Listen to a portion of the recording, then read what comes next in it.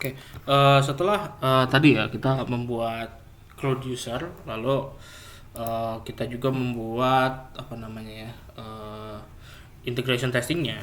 Kita lanjut ke overriding. Mungkin overriding ini adalah agak sedikit expert, cuman kita balik lagi ke ininya ya.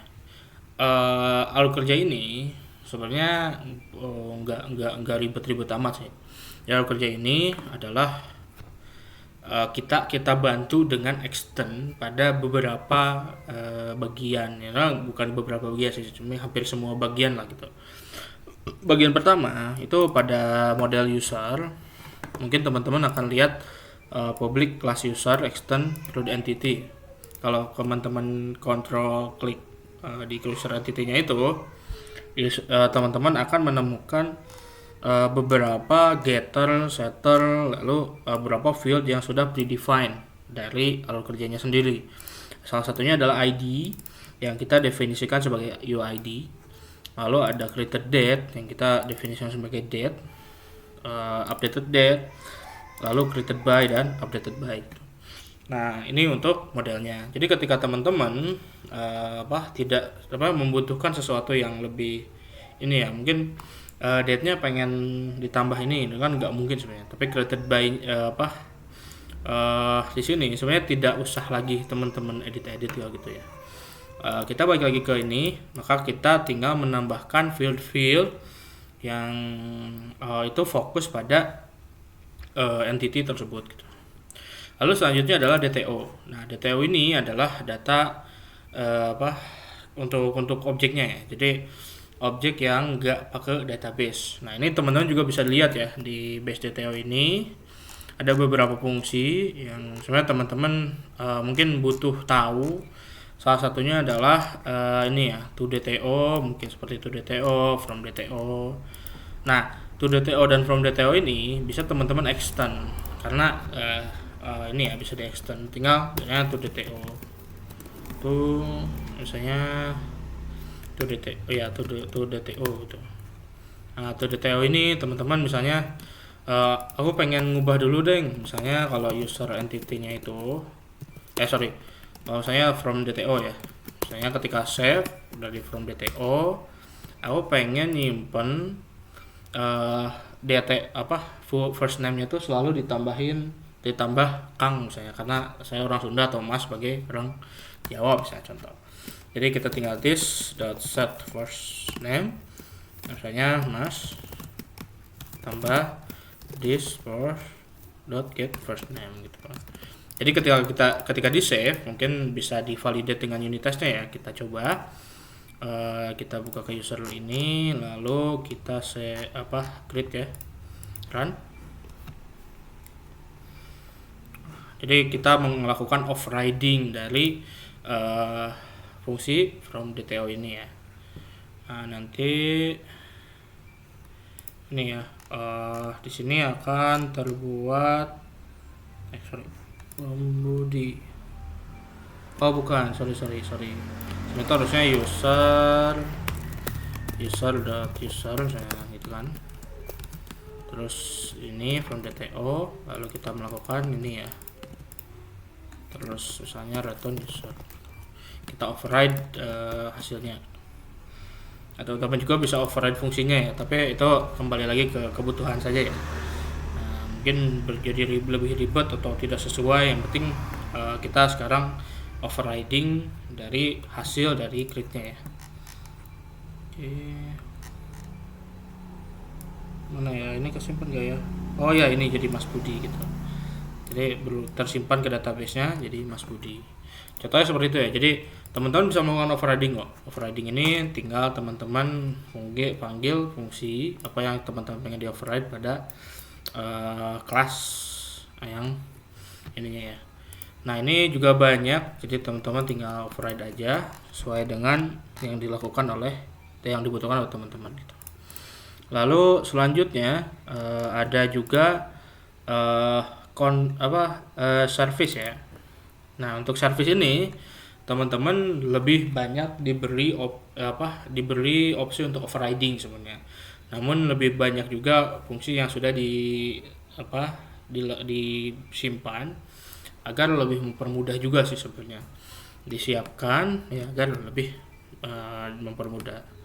Nah, salah satunya tinggal teman-teman buka saja di itunya kalau mau find all seperti apa.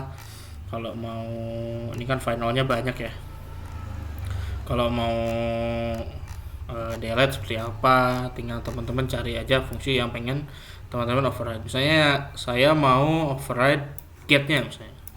Ini tinggal teman-teman ganti aja sih. Jadi misalnya get saya get, ini kan ada optional user get ya, misalnya get. Nah ini getnya misalnya setelah di get tadi ya, kita mau ubah setelah get nih, misalnya user ini ini optional user gitu. Lalu setelah di get opsionalnya lalu setelah diambil opsionalnya kita mau ambil usernya, berarti user instance sama dengan user.get gitu. Lalu kita ya bisa sih. Jadi lalu kita lakukan ini ya, update gitu ya. Misalnya user instance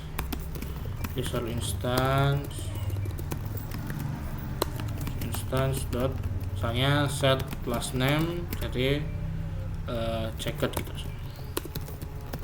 Ini saya gitu.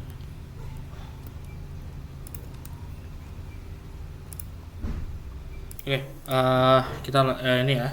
Jadi setelah tadi kita checked, lalu kita return lagi, optional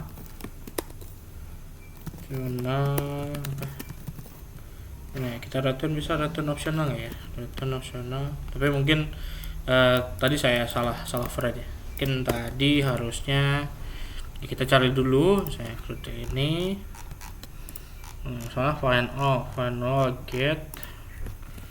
Jadi itu ada nggak ya yang lain ya, mungkin cek ya oke. Sebelumnya kayaknya belum ada ya get untuk get yang langsung ya, nggak pakai optional itu ya.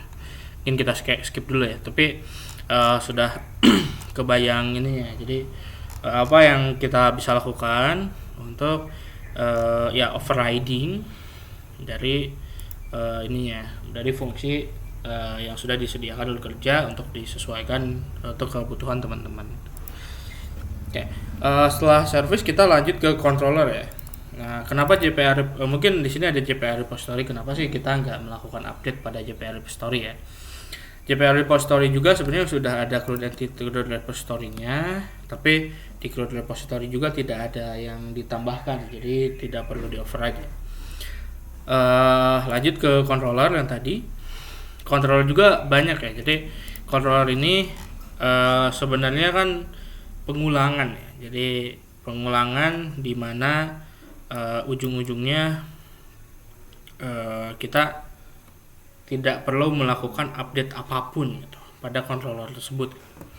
Nah, jadi teman-teman tinggal pakai aja, tapi ya balik lagi ke tadi, ketika ada kebutuhan misalnya saya pakai fungsi getnya pengen ada sesuatu dulu yang dilakukan, misalnya contohnya gini ya. Ini ada get dengan fungsi get dengan ada get ini ya, get data ID-nya. Misalnya kita melakukan override get ini, lalu get ini adalah ada request param, jangan lupa ditambahkan ya. Nanti apa yang dilakukan, misalnya kita pengen debugging dulu, memang tidak direkomendasikan contoh ya. Misalnya ID-nya itu kan UID, terus kita get string apa id.toString ini ID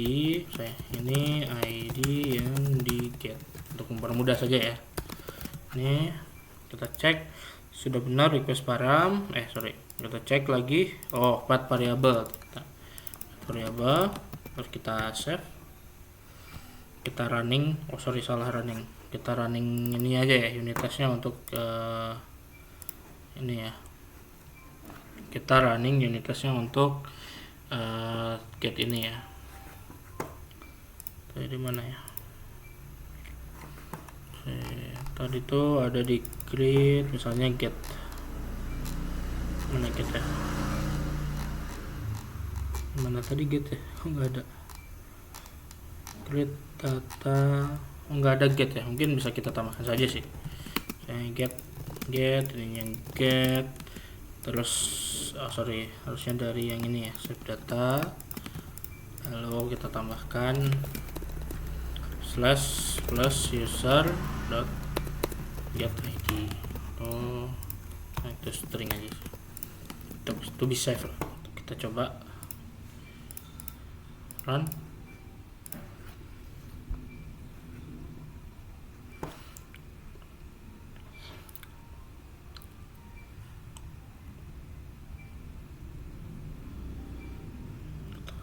Mungkin nah ini ya udah ada ini yang di get, nah ini udah kita override. Jadi teman-teman gak dikekang ya sebenarnya. Jadi teman-teman punya liberty, punya apa ya, bisa melakukan apapun sebenarnya, namun dengan cara overriding gitu. Jadi bukan bikin sendiri dari nol kalau tidak dibutuhkan, tapi teman-teman punya opsi untuk overriding. Jadi yang kode yang sudah ada teman-teman bisa ubah, sesuaikan untuk kebutuhan sendiri. Itu mungkin ya ini ya untuk CRUD-nya.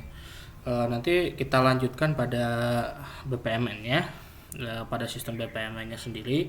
Apa yang teman-teman bisa lakukan di sana lebih banyak lagi sebenarnya, karena BPMN ini lebih banyak lagi, lebih mudah lagi dibanding dengan kita bikin BPMN sendiri.